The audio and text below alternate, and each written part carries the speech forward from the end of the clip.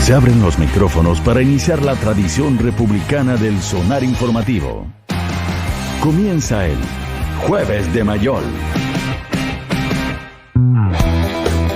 8:34. Don Alberto Mayol, qué gusto escucharlo. ¿Cómo está usted? ¿Qué tal, Rafa? ¿Cómo estás? Muy bien. Don Alberto, ¿qué tal? Buenos días. Hola, Pablo. ¿Cómo estás? Abrimos la columna de Alberto Mayol libre de impuestos, ¿o no?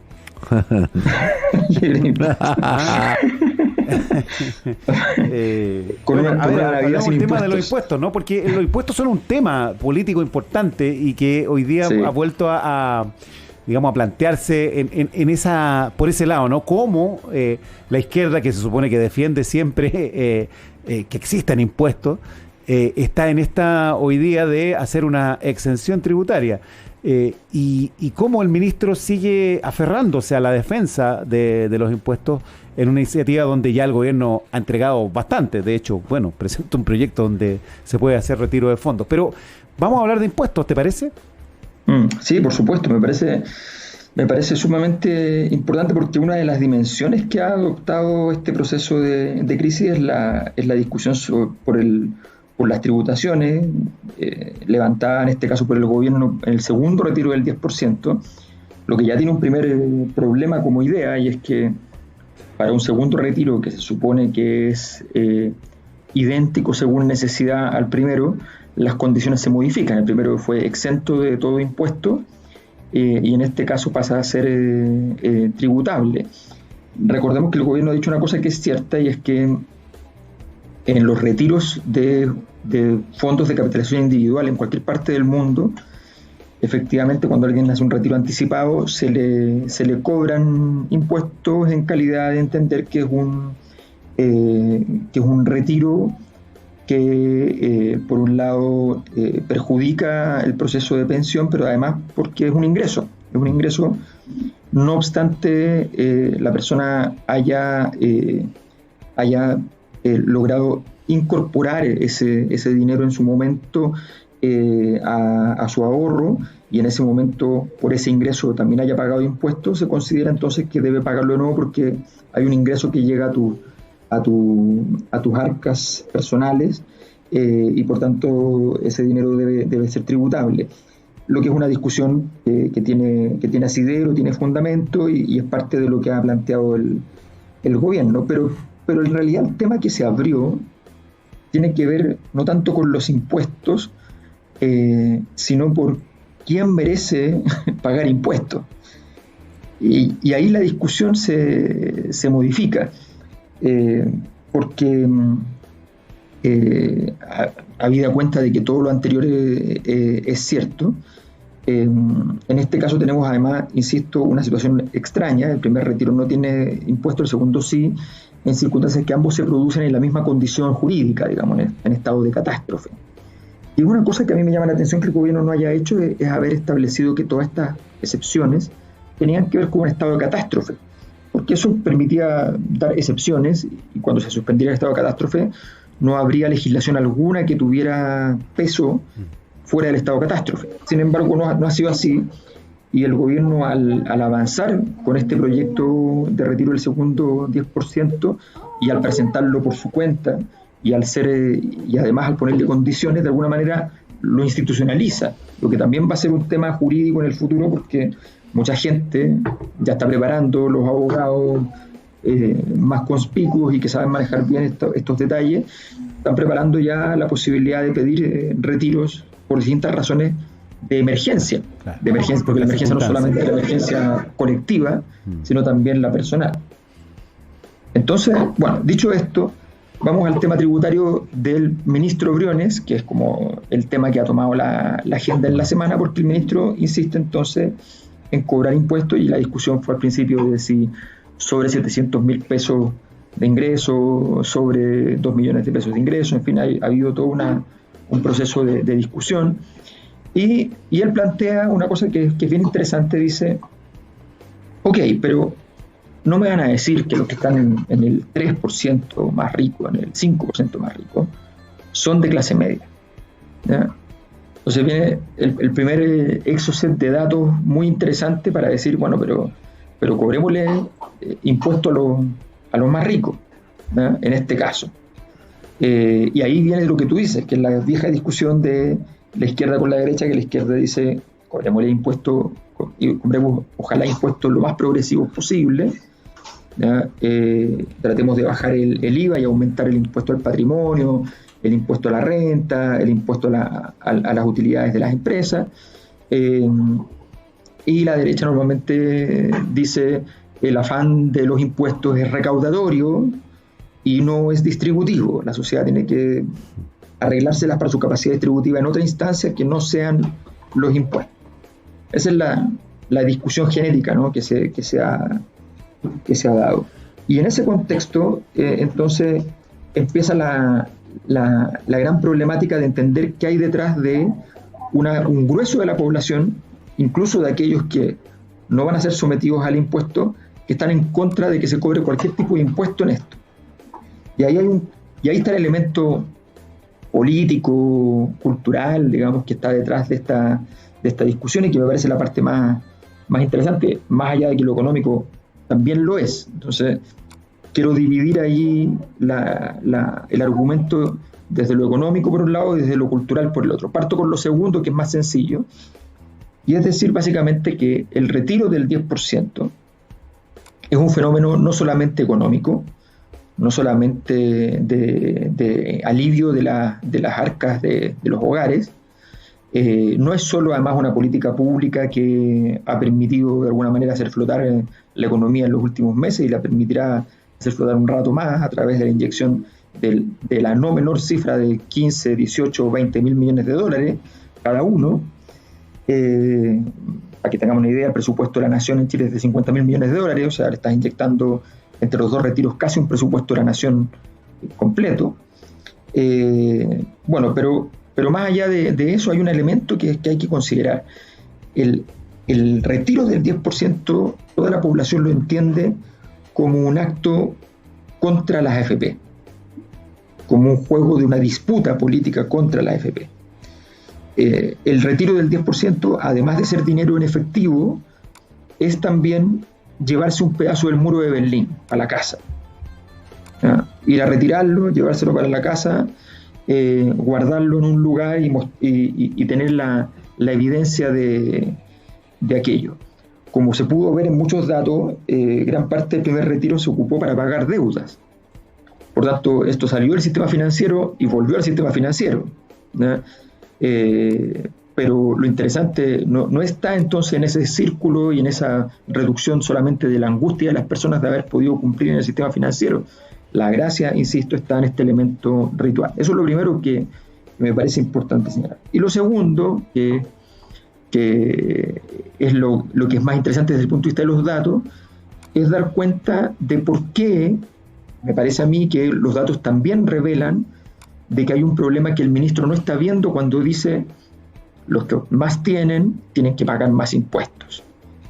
Y lo que no está viendo el ministro, que al decir eso está desnudando una dimensión importante del Chile de las últimas décadas, donde los que más tienen no pagan más impuestos como porcentaje total de sus ingresos, y en ese sentido habían miembros del Servicio de Impuestos Internos, trabajadores, digamos, que decían que les parecía bastante evidente que muchas veces cuando ellos analizaban distintos casos pagaba más impuestos la secretaria de la gerencia que el presidente de la compañía, ¿ya? Y uno de los propietarios. Claro. Entonces, ese es un asunto delicado, pero esto además se nota muy claramente en las condonaciones de multas e intereses y en las condonaciones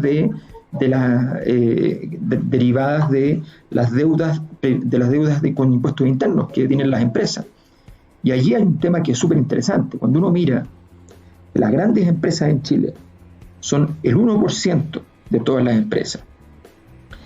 Pero entre los condonados, las grandes empresas llegan a casi el 4%, o sea, es casi 4 veces más de la cantidad de empresas.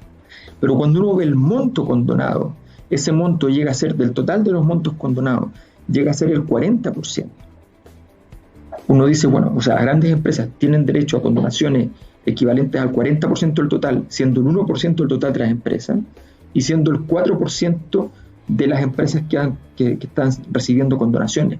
Por tanto, efectivamente, los montos de las condonaciones son gigantescos para esas grandes empresas. Eso es evidentemente una señal de que no hay un esfuerzo particular, al menos, por efectivamente generar una posibilidad de que los grandes ingresos paguen más tributo que aquellos ingresos más pequeños. Y ese es el gran tema donde el ministro incurre en un error político, porque entra en un terreno que no es conveniente y que le puede generar más problemas que las soluciones que puede estar otorgando, entendiendo que además lo que está haciendo es recaudar, que también le importa porque está en un momento con baja recaudación. Claro, o sea, pero el punto es esta salida de inyectar plata al mercado y al mismo tiempo recaudar, no se ha convertido en una suerte de el gol ¿cómo se llama?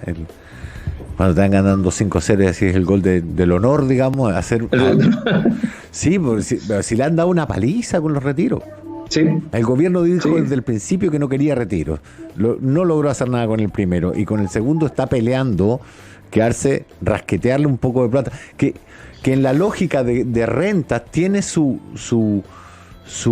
justificación. Es decir, el tipo le aumenta la renta, tiene que pagar impuestos. Pero desde el otro punto de vista es, me vas a cobrar impuestos por mi plata y encima querés que te los devuelvan. Sí, mira, efectivamente hay varias cosas ahí que efectivamente son ciertas y que efectivamente en un caso como este, que es una emergencia, se entiende que efectivamente ese dinero que se está sacando no debiera tener ninguna clase de elemento tributario, en fin, de ningún orden. Pero además, efectivamente, tú planteas una cosa que tiene que ver con esta dinámica donde a veces a los políticos les cuesta entender la naturaleza del contexto. Normalmente es cierto que es mejor perder el partido 5-1 que 5-0, ¿ya? Normalmente es cierto, por tanto, que uno podría decir es mejor que trabe la pelota al gobierno, logre meter un proyecto propio, le dé vuelta la situación a los diputados que han presentado los proyectos originalmente, trate de mordisquear unos impuestos. Todos esos elementos podrían ser desde ese punto de vista correctos. Pero ¿cuál es el problema? El problema es que el gobierno no ha entendido que hay una palabra tan importante en la política, tan importante, que se llama legitimidad. La legitimidad es una palabra que viene del derecho canónico y significa básicamente aquello que está adecuado a un orden. O sea, aquello que calza bien con un texto que ya existe, con un contexto que ya existe. Lo que está haciendo el gobierno, al trabar la pelota, al poner en riesgo la Navidad, ¿ya? Es no estar en el contexto del orden que se está viviendo. Efectivamente, el gobierno tiene que asumir que la constitución que se va ya se está yendo y por tanto queda menos constitución, aunque formalmente esté allí, de lo que había hace un año y medio, y queda mucho menos de esa constitución. Buenas tardes. Además, hay que tener claro que el gobierno tiene también una dimensión que no es solo la dimensión de esta disputa, sino que además es entender que si tú estás tratando de desarrollar un proyecto político, alguna clase no basta con simplemente dar una respuesta, y no basta con decirte a ti mismo que tienes iniciativa legislativa cuando en realidad fuiste a copiar el proyecto de otra persona para ponerle unos adornos que no hacen más hermosa la Navidad, sino que la hacen más confusa. Entonces, es un error gigante por todos lados, porque claro, es cierto que mete 1 o 2 goles del honor en medio de una gigantesca goleada que ojalá fuera 5, que probablemente es bastante más, ¿sí? pero sí tiene un error, y es que dilata el proceso de su propia ilegitimidad y de su proceso de decadencia. Hace más grande la herida en la práctica. Claro. Y por tanto, la tesis de hacer alguna clase de gol no siempre es verdadera, y el gobierno se equivoca rotundamente en intentar instalar una agenda, y finalmente lo único que hace es ponerlo de nuevo en una condición de enemigo del pueblo. Yo creo que es importante no olvidarse que Sebastián Piñera, como gobernante, cuando le pide a la gente que ponga nota en una encuesta nacional, la gente pone un 2,2, o sea, promedio. Entonces, cuando tú estás en esa condición de terror, tener planes, es importante tener planes lo mejores posible, que no tengan asomo de posibilidad de una mala interpretación, porque esa mala interpretación tiene una alta probabilidad de que se dé. Sí, de todas maneras, pareciera, porque es evidente esto, ¿no? Que esta estrategia del ministro Briones, del gobierno, de hacer esta defensa de la carga impositiva para las rentas desde los tramos que establece la ley, lo pone en una posición mucho más distante de la ciudadanía, ¿no? Y genera esta rabia que tú señalas, por supuesto. Pero también, no sé si esto estará tratando de ser parte de el honor que trata de salvar el equipo, ¿no? Enfrentando un resultado adverso. Y es instalar esta idea, ¿no? Que esta izquierda, ¿no? Esta izquierda en el peor congreso de la historia, como se dice, y todo ese tipo de frases que también se tratan de instalar, está a favor de la exención tributaria, ¿no? Y eso pareciera ser como una raya de pintura, probablemente para los sectores más socialdemócratas o asociados a la antigua Concertación, ¿no? Que tienen cierto resquemor y como que les incomoda esta cuestión. Entonces ahí también podría haber como un rayón de pintura en ese discurso que más adelante se asume podría ser difícil de sostener cuando se vaya a pedir una discusión tributaria ya en otro contexto. Sí, es efectivo, pero ahí hay un punto que también es importante destacar. Cuando tú tienes una base de desequilibrio normativo, de injusticia, se entiende que toda crítica está en ese contexto. Yo creo que es importante decir que en el fondo hay un punto que tiene que entender también el ministro Briones cuando mira a alguien que tiene un ingreso alto en Chile, como 3 millones de pesos mensuales, por ejemplo, como ingreso del hogar, ¿ya?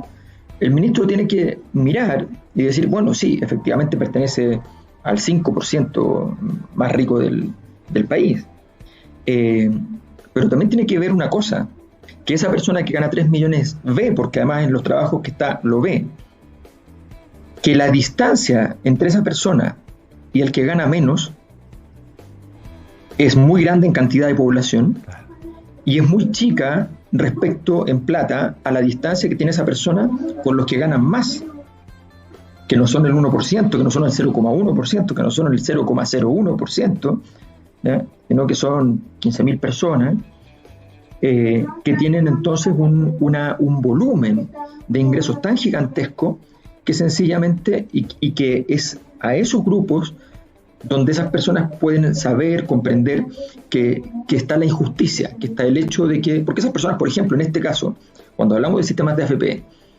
las personas de más altos ingresos realmente en Chile, la AFP no es un tema para ellos. Si alguna vez cotizaron o no cotizaron, es un accidente de la historia. Pero esas personas no están en el sistema de pensiones. Y por tanto, y cuando van a invertir, no invierten en los papeles que invierten las AFP. Y en ese sentido hay una distorsión, y por tanto hay que entender que el gobierno al golpear ese grupo, golpea además, y esto es muy interesante, a un nicho de votos propio normalmente, un nicho de votos donde hay más probabilidad de que voten por ti. Y le está yendo a golpear. Es cierto lo que tú dices respecto a lo que va a significar para la izquierda después en esta discusión, claro, en la discusión tributaria, este hito. Pero este hito tiene una situación de excepcionalidad. Y esa situación de excepcionalidad me permite pensar que, me parece casi seguro, que va a ser muy fácil de sortear, porque sencillamente hoy día hay un clamor popular, claro. Y como suele ocurrir en estos momentos, el derecho, las políticas públicas se vuelven simples. Los romanos decían el derecho vulgar, ¿ya? Como hagamos una cosa muy sencilla, digamos, que resuelva el problema. Bueno, eso es de lo que estamos viviendo. Cuando vengan los momentos más sofisticados, probablemente hayan esquemas tributarios y toda clase de cosas donde la discusión sea otra. Pero yo creo que en el fondo aquí, la gran herida, la herida por izquierda habrá que ver cómo se desenvuelve, por decirlo así. Pero la herida por derecha me parece bastante evidente. Sí, pues bastante más profunda. Finalmente terminan haciendo un proyecto, claro, que es ceder con algo que parecía inflexible hasta hace algunas semanas respecto del retiro de fondos. Alberto Mayol, exacto, será hasta la próxima semana. Muchas gracias, Alberto. Muchas gracias. Nos vemos. Hasta luego. Un abrazo.